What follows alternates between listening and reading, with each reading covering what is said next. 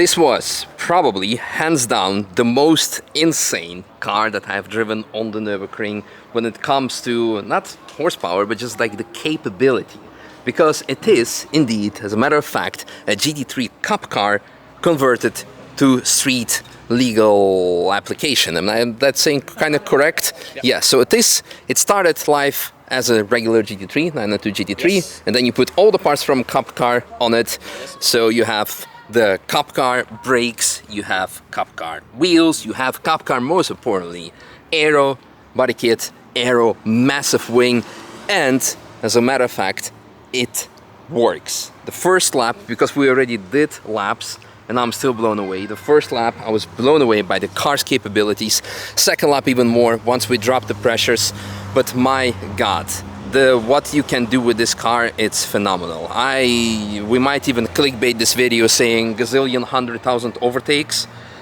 But at this point, it's like, yeah, of course, it's ridiculous to compare a full-blown race car on the street, like compared to other cars. But it shows also, again, another perspective, shows to you how much faster this is in comparison to street cars and how easy it is to drive. Because, well, towards the second lap I was sweating because there were a couple of sweaty moments.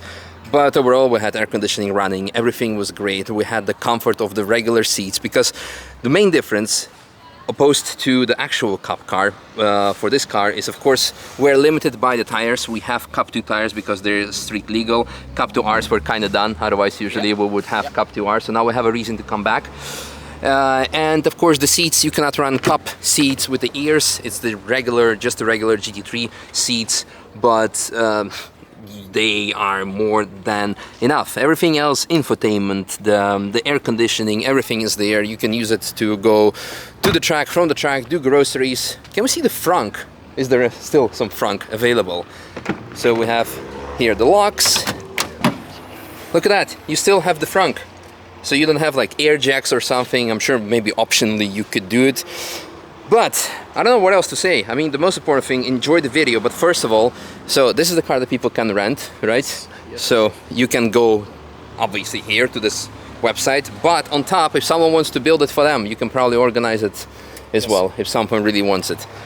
And I said it in the video after the laps, and I say it now. Of course, this car is too fast to just like normal tourist traffic. This should be like a proper track day car, but at the same time you don't have to use the full potential and go crazy, and you have plenty of empty TF days, and even for track days you can just hop in this, go to the track, do laps, and go back home in the comfort of air conditioning, having your helmet there, and you don't need a trailer, you don't need a maintenance team. Because with a Cup car you probably need a couple of mechanics to help you out with certain things, but here we did everything on our own.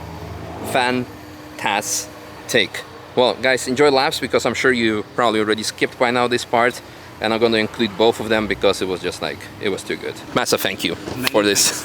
Hope you enjoyed the laps too. I did. You were a bit nervous at the beginning, but I hope it was all right. Sweating a little bit. Yes. But less than me, so you're good. Yeah, so you did it better than I did.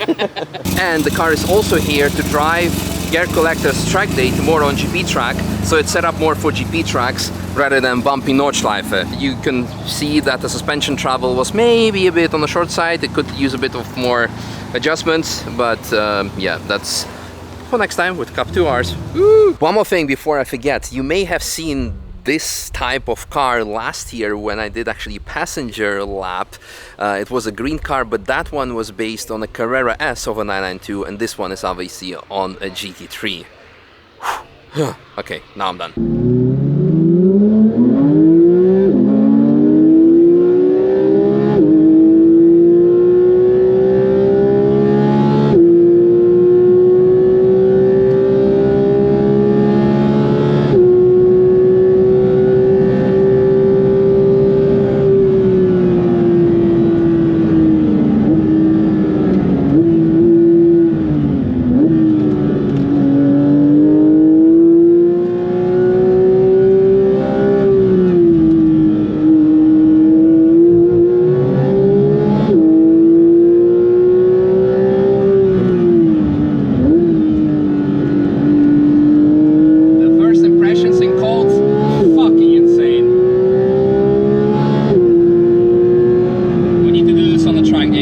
car is too fast for our current conditions.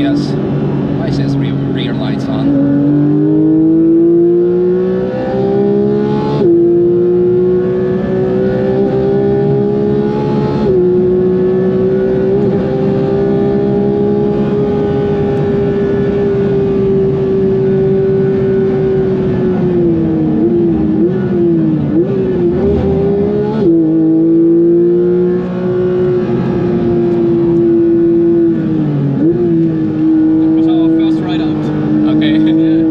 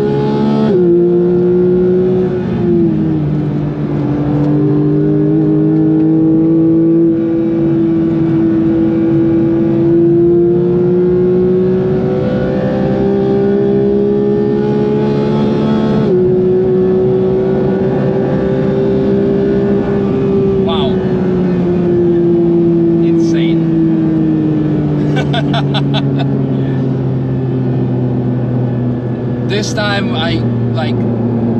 the first thing I'm gonna say, I was not ready for this car because I'm used for to the street car performance. This has clearly just way too much, well, significantly a lot more downforce than I'm usually driving. It's a proper race car. Like Charoudin Cross, why is there no jump? When you turn in, the car just sticks to the ground. So it's actually has all the aero elements from a cup car. And it requires completely different mindset, which you might be asking yourself okay, should we do it in TF? And the other question, are Cup 2s, if there's already such a big difference between Cup 2 and a Cup 2R, will that work with Cup 2s when not on a full slick that you usually have on a Cup car? So yeah, I'm impressed. I'm really impressed. So the tires we can drop a bit, maybe go again, see maybe if there's less traffic, but that was already impressive. All right, so lap 2, tire pressures were 1 bar too high, at least from what I know from the street cars. Now we're working with completely different levels. I don't know what we should be running now, maybe even a bit higher, so we'll see. I'm also exhausted because of the pressures were just way too hot, the tires.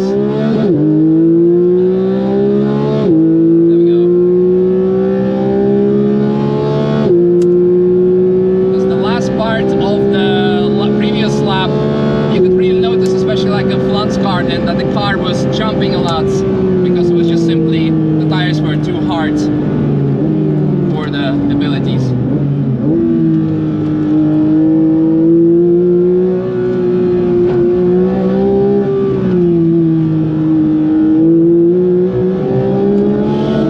Yeah, this is insane.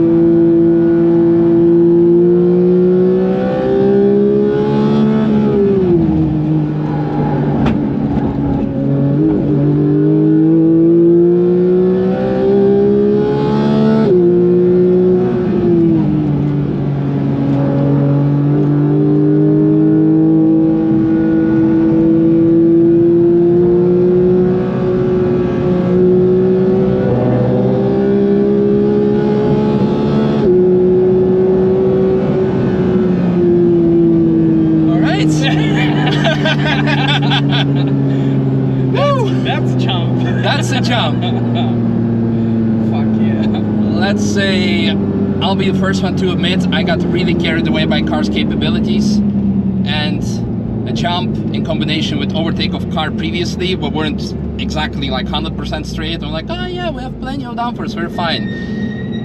And then tomorrow you're driving the, what's it called, the gear collector track day on the GP track, so the car is quite low set up for the GP tracks.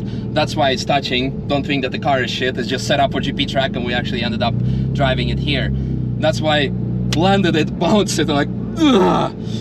Whew. But wow, yeah, I'm sweating a bit.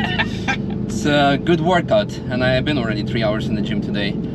Fantastic. It's not frequent that I say that a Cup 2 is a limiting factor here. Like the second lap, that was really like, it was mind-blowing to see what the car can do, where I became like more confident and started to push a bit more. Like the first turn, for example, Hudson-Bach, the 2 kilometer towards the 2 kilometer sign, that's like, okay, that's a high-speed G-force corner. Usually with cars I'm doing there with 160 safe, to be on the safe side. This was definitely probably faster. You can feel actually the car was moving a bit to the outside over the tire wall. I'm sure the tires were working a lot there. I'm like, okay, this is definitely the limit of the tire, but they kept it gripping. Schwedenkreuz, I said already, this was the fastest because I could see over the GoPro it was like something 220 something. Every lap you watch from me, I'm doing between 170 and 190. Also in the GT3 street cars, because that's something like, okay, I feel safe, I don't need to show off. Now I'm like, on the previous lap, like, okay, this is far from the limit, and start going a bit more. Even with 220 plus on the speedometer, of course, maybe there's a bit of deviation with the real GPS kilometers. Even there, it was like, okay, this was easy. You can, I wouldn't say you can take it flat, maybe on Cup 2Rs, or let alone on full slicks. That was insane, like really, really insane. So in terms of aero, you saw the car is too fast for TF. At the same time, of course, for people who are not crazy or not stupid, this is actually going to maybe benefit them in a way that it offers so much grip. Obviously you need to not go over the limit, because it's quite easy to go over the limit when the car is actually too confidence inspiring. But I think this menacing appearance of the car with this massive wing, because today literally everyone was moving out of the way. Usually it takes quite forever to catch up, but I think they probably see it in the rear view mirror even far away, and they're like, okay, this is something big, I should go move over. So either everyone was a very good driver, and everyone was a good driver today, like very good driver's etiquette, but usually I'm like quite cautious. Like even the first lap, I overtaken Foxhole of this Megane. I'm like, okay, let's make sure that nothing happens. And I think also now on the second lap in Mood Curve, there was a rental car, the GT86. I took it quite easy through there because, okay, a rental car, he might like really turn in, be easy, but phenomenal. Tires really limiting factor, not only on high G-force corners. Cup 2R might solve it, but of course the car is built for full slicks. But this is fantastic. This combines the best of both worlds. Like, you know, it's like, oh, I don't have enough money for a GT3 RS, or I cannot get an allocation. That's probably even one of the two issues that people run into. But this, like a GT3 combined with that, it's wild. It's insane. I'm impressed. Thank you so much for this opportunity. That was eye-opening. That was really impressive. And we have air conditioning. Just like in the Cup car as well, of course. That's we need to mention that. But wow, it's wild. I'm gonna get 2 liters of water because I've been sweating. Because even with funny enough, oh, one thing I need to mention, I forgot. The car feels slow compared to GT3 on acceleration. You really feel the drag actually in comparison. I'm like, okay, this is a lot slower than I'm used to. So that's the thing where I'm like, okay, you really notice the aero, but you saw it, you felt it. It's what the car can do. Like now I want to drive the real Cup car. One day.